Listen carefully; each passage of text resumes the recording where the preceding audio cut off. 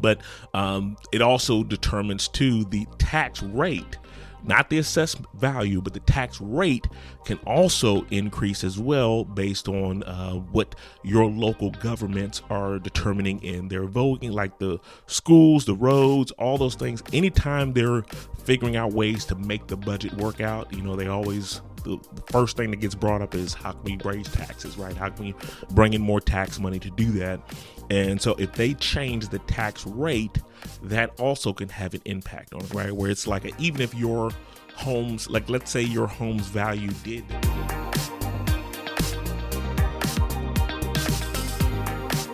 Welcome to the Home Goals Podcast, the ultimate guide for turning your home goals into a reality. I'm your host, Derek Thornton. Join us as we navigate the twists and turns of obtaining a home. We'll be offering expert tips, helping you avoid pitfalls, and championing your journey towards that cherished place to call home. In this week's episode, we're going to be discussing the truth surrounding property taxes, what every homeowner and home buyer should know about how they work and how they operate. We recently had some news in our area in the Triangle here where they discussed that in Wake County, which is one of our largest counties out here, that they're now going to be doing tax assessments every 2 years, which means that they're going to be reevaluating the values of properties and potentially going up on those taxes sooner than they typically would have in the past. So they typically used to do it about every 4 years. Now they're talking about speeding up that timeline, and it has a lot of people upset, rightfully so, and kind of angry about it. And so I wanted to take this time to discuss how property taxes work, what are things that you need to know about how they're calculated, in ways that you could potentially negate those or fight the valuation if you feel like it's been calculated too high, or things that you need to know before you ever even get into the home buying process as well. And so first, I want to take some time to just talk about the property taxes and the way that a current rate or that current amount is typically calculated. So what they're typically looking at is they want to see the formula, the assessed value times the local tax rate. Now, the tax rate can be different depending on the city, the state, the county that you're in. It varies greatly. We're in an area where, fortunately, in the grand scheme of things, ours are somewhat reasonable. When you look at some of the other states up north and stuff like that, I mean, the tax rates are just astronomically high, 4 and 5 times what ours are. And so I feel weird even complaining about ours potentially going up a little bit sooner than later. But there are pros and cons to either side of that argument, right? Like the higher the property taxes are, the more money you have to pump into funding better schools and funding better teacher pay and better infrastructure and roads. And there's a lot of things that those property taxes can help pay for, right? You figure your libraries, like all these different resources that we all use in our communities. And so there is a benefit to paying into that pot.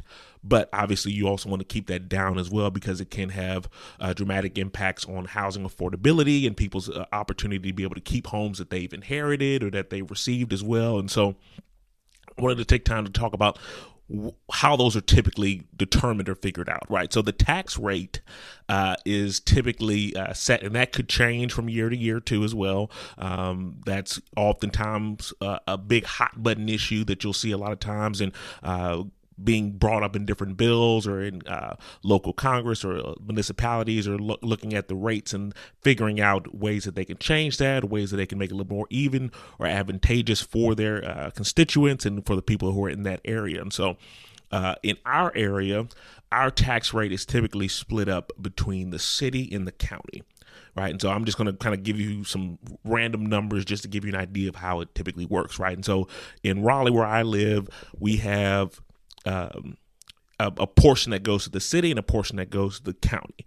So if you were let's say, for example, 0.5% might go to the county, and then you might have like 0.5% go to the city. I'm just coming up with numbers here, right? These aren't the actual figures that are in place right now. But let's say you had 0.5% for either one of those.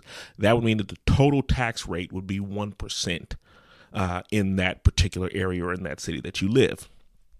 Then you have to look at what is the assessed value of the home, right? And so the county, or a lot of times the county has tax assessors who are kind of like appraisers in a sense, where they are determining the value of different properties in the area. And the value that they come up with for your home, they take that number, multiply by the tax rate, and that is your annual property tax bill for that year. So if they determine that your house was worth, let's say, $350,000, and you had a 1% tax rate, that means that your annual tax bill would be $3,500. There's some houses where they might live in a more rural area and they might not have the city portion of the taxes that they need to pay.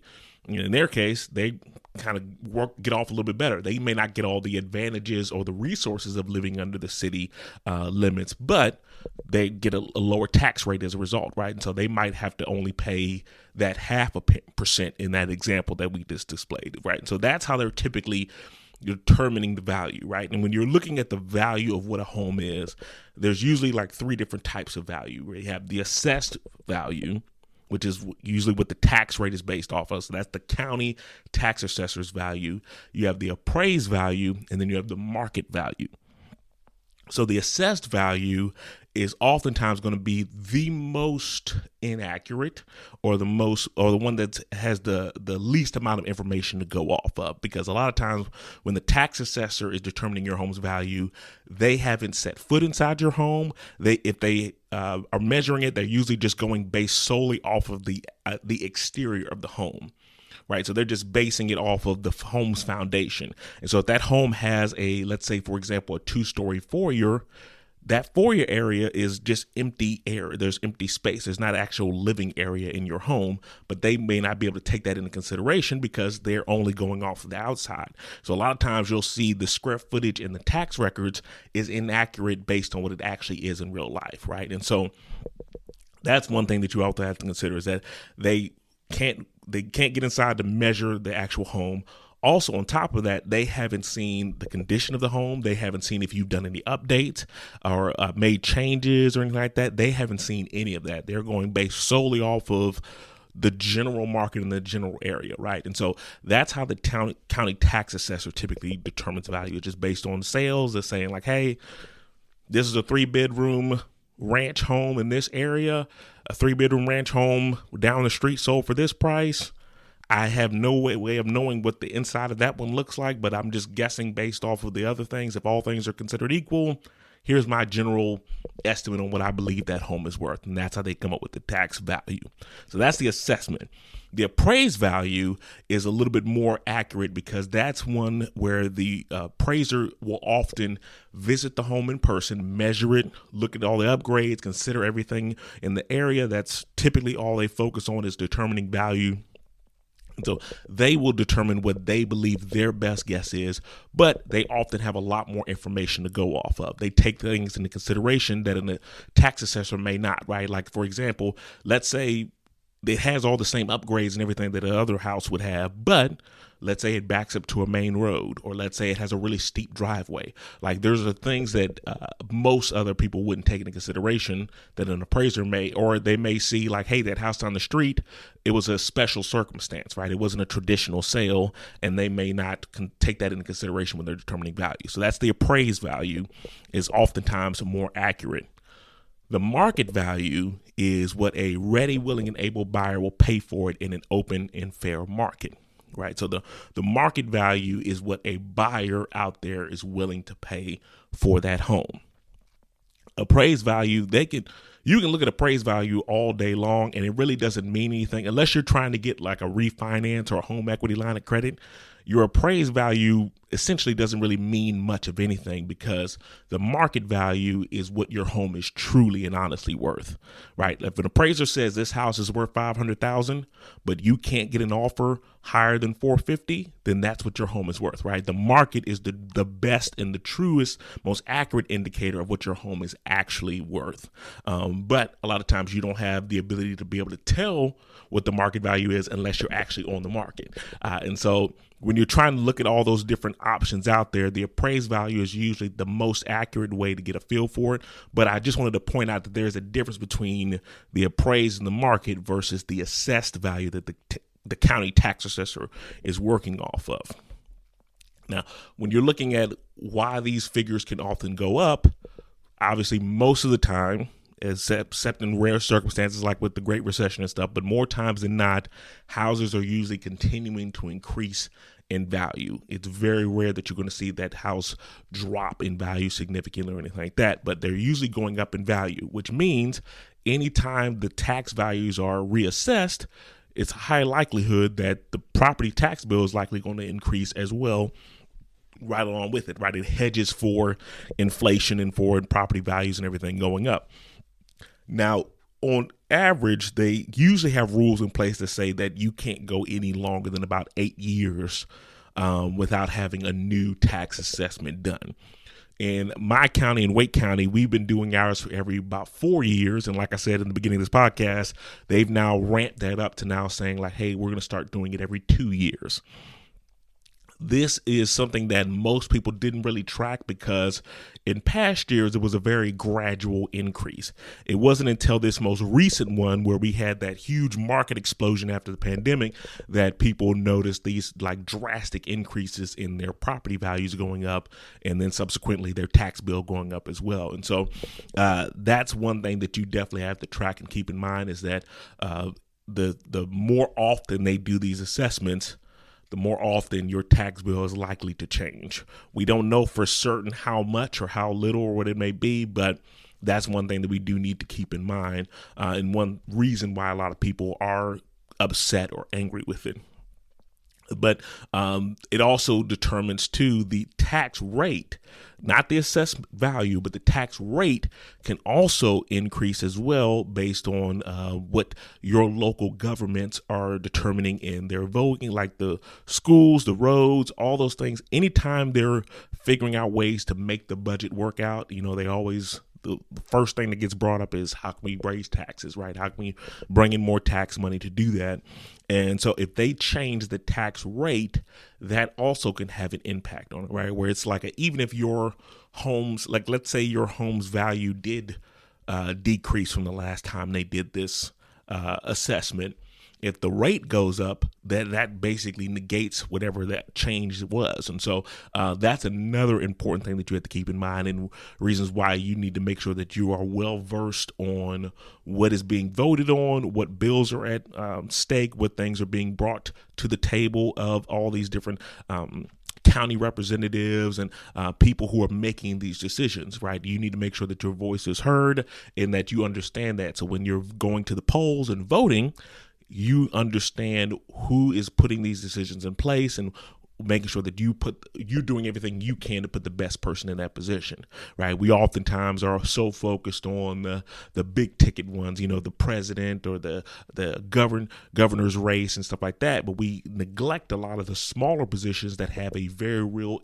impact on our day-to-day lives, right? And so if nothing else, this should definitely inspire or motivate you to learn more about your local governments and get more involved in what all is at stake and what things that they're discussing. So how is the tax bill often paid is another thing. So usually they have the bills that are sent out, usually in the fall time, like around like September or so, at least in our area. It may be different depending on other states, but they'll send out the bill once a year and it'll be paid as well. Now, if your house does not have a traditional mortgage on that property, like let's say you own it free and clear, or you might have seller financing or something like that, right? If you have a unique situation like that, more times than not, you are paying the tax bill yourself right there when you receive that bill once a year. The majority of people who have a mortgage, that mortgage often has what's called an escrow account. And we talked about this in past episodes, but your mortgage account or your mortgage payment that you pay each month is typically broken up into multiple parts. The acronym we use is PITI. Principal, interest, taxes, and insurance, right? It's usually broken up into those four main parts. Depending on what area you're in, you might want to add HOA into that as well. But more times than not, you definitely have those first initial four: the principal, interest, taxes, and insurance. So when you pay that monthly bill, it's often split up into those four chunks or those four parts of the pie. And the taxes amount is, well, the taxes and the insurance, those portions, most insurance companies, because they are the ones who technically own that property, right? Even though you own the house and your name's on the deed, they're the ones who gave you the majority of that money to be able to purchase that home, right? And so they want to make sure that their investment is protected. And so at a minimum, they want to make sure that those taxes and that insurance is paid and up to date. And the way that they make sure that happens is they include those into, or wrap those costs into, your monthly mortgage payment. And so if your monthly tax bill, like let's say was $200 or something like that, that was your, if you took your annual tax bill, let's say it was $2,400 a year, they would split that cost up into a monthly portion. So let's say it was $200 in that example, and they would add that into your monthly mortgage payment. And each month when you make your payment, they take the taxes portion and they put it in an escrow account and set that money aside so that when that tax bill comes once a year, they pay it for you. Right. So you might get a tax bill in the mail saying like, hey, you owe this $2,400 or this $3,500 bill. Oftentimes, if you have a traditional mortgage that is putting that money away in escrow, you can ignore that piece of mail. You can still keep it on hand and have it on record just in case, but the mortgage company is making, or already has the funds to make that payment on your behalf. And so that's one thing that helps to make sure that you're not getting surprised with a random insurance premium or a random tax bill at the end of the year that you may not have the liquid funds available to make that payment, right? And so that's how it is typically calculated, or how it typically works with your mortgage payment. Now, let's say, for example, that you have like this most recent year where there's a big spike in the rates, right? Or there's a big spike in the tax assessment values that goes up. In those situations, there may not be enough funds in that escrow account to cover the tax bill. So in what I did in my case was I went ahead just to make sure that there was no issues. Last year when it happened, I went and I put in the extra funds. I put in the shortage to make sure that they had enough funds in there to cover it in the escrow. But they'll also raise your monthly mortgage payment to cover that moving forward. And so that's one thing that's always important that I always want people to know. A lot of times you'll hear people talk about a fixed rate mortgage and say, hey, if you get this 30-year fixed rate mortgage, your payment's going to stay the exact same for the life of the loan. That's true. That's true on some parts, but on some it's not, because what they're really saying is that when I split up those mortgage payments into 4 parts, the principal, interest, tax, and insurance, the only thing that stays the same in that equation is the principal and interest for a fixed rate mortgage. The taxes and insurance still have the ability to go up, right? And so your monthly mortgage payment may start out at $2,100, but it has a very real likelihood of changing over the years based on what happens with insurance rates and based on what happens with your tax appraisals or your tax assessments.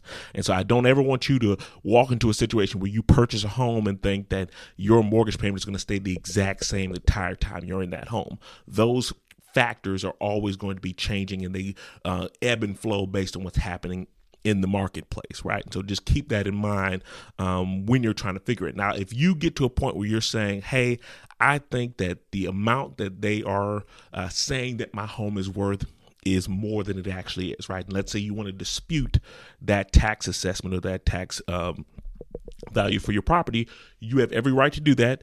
Every county or every municipality has a method or a form that you can fill out to dispute that case as well. What I would recommend that you do is that you take time to reach out to your local or your trusted realtor, someone who is familiar with that area and that marketplace, and you have them run numbers just initially to kind of get a feel for it and see if you actually have a case to make, right? So if you get that numbers or get those figures in and you're like, this seems high, but I don't want to go in there and not have my research or my numbers done, you can also reach out to your local realtor, have them run numbers and see like, hey, what are you thinking? Does this look good or not? I just did this for someone about a month or 2 ago where they were thinking their numbers were a little high. They wanted me to kind of take a look to see kind of if they have a case to make.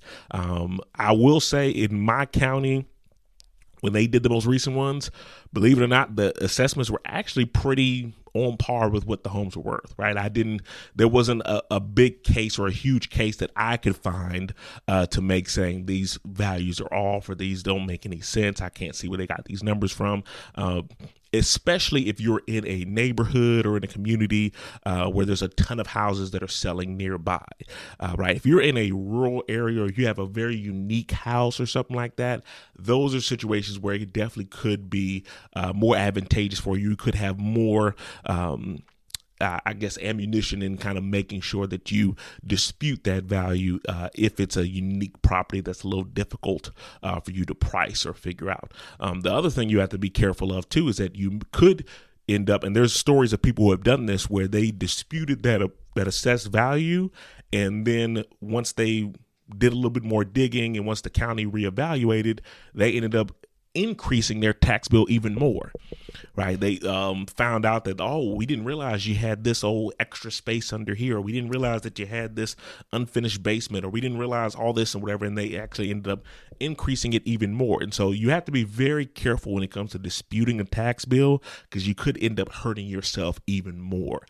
So that's one thing that you definitely want to keep in mind. But property taxes have a very real impact on housing affordability, right? You could have two very similar houses that have drastically different tax bills based on where they are in the area, right? You could have one that crosses just over a county line, and that county could have drastically different tax rates or tax hikes based on that area, right? I've seen it happen time and again where someone fell in love with a home and it was like, it's in a great area. It's like, we love the space, but it's just over that county line. And that spiked their monthly mortgage payments and didn't really make them feel comfortable. And they're saying, hey, like, as much as I love this house, I just can't do that tax bill, right? So that's always definitely something that you need to keep in mind and something that you need to take into consideration when you're looking at houses. And you may say, I want a house that has more land. I want to be in a more rural area. But you may get out there and discover that tax bill is not something that's just appetizing to you, or just doesn't make sense for you to make that type of sacrifice. You need to make sure that you're doing that. But also, on top of that, you also want to make sure that you're budgeting for future tax increases, right? There are some times where it's not always going to go up, right? It might not even be a big difference, whatever, but you want to make sure that you budget and saying like, hey, if the house prices are rising at this particular rate, and let's say, for example, if the tax rate also, or the tax assessment went up that much as well, how does that factor in, right? And that's why you always want to make sure that there's plenty of margin in your budget when you're looking at houses, right? If they tell you like, hey, $2,500 a month is the absolute max, you don't want to push yourself all the way to that max. You want to try and stay as far below that line as possible, because you just don't know what'll happen with those tax rates, what's going to happen with insurance premiums. You don't know. Even if it is a fixed rate mortgage, there's a lot of other factors and things that can change that amount, and you want to make sure you have as much margin as possible. And one thing I don't want you to do is just make the assumption that whatever you're paying in taxes today is what you're going to be paying 20 years from now. So those are just a few things to keep in mind. As always, I'm always here to be a resource and help in any way that I can to help you learn more about how this all works and the different things that you need to take into consideration. As you can tell, there's a ton of things that go into purchasing a home. It's not just a matter of finding a pretty house that you like and looking at that monthly mortgage calculator and going, oh, this is a good one for me. There's a lot of other factors that go into it. And so we want to make sure that you're prepared and you have all the tools, information, and knowledge that you need to make the best decision for your situation. I hope that you all have a wonderful, wonderful day. I'll talk to you next time.